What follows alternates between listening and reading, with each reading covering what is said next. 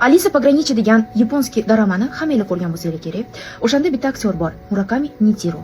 Bu aktyorni juda ham ko'p muxlislar o'sha filmdan so'ng, daramadan so'ng yaxshi ko'rib qolgan.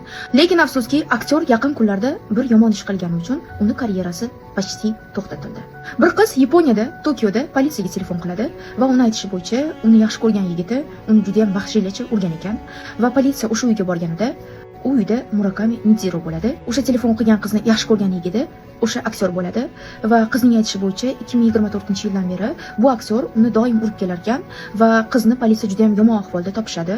Uni bitta ko'zi почти ko'rmay qolgandi, chunki Murakami Nitiro qizni oynaga qaratib boshi bilan yomon urgan ekan, tepgan ekan va qorniga, yuziga va yana boshqa joylariga vahshiylarcha tepgan ekan va bu narsa har doim takrorlanib kelar ekan. Buni ko'rgan politsiya qizning arizasini prokuraturaga topshiradi va prokuratura hozirda bu ishni ko'rib chiqmoqda.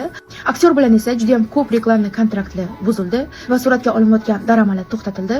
Yaponiyaning aytishi bo'yicha Murakami Nitironing karyerasi to'xtadi va u endi hech qachon shou biznesga qayta olmaydi. Bu xabar tarqagandan so'ng esa Murakami Nitironing butun dunyodan muxlislari bu narsaga birinchi ishonishmadi va bir vaqtning o'zida aktyordan jahli ham chiqishdi va xafa ham bo'lishdi. Bu aktyorni siz tanlaysizmi va o'sha Alisa Pogranichi degan daramani ko'rganmisiz? Izohlarda yozib qoldiring. Sizlar bilan Dilbar. Obuna bo'ling.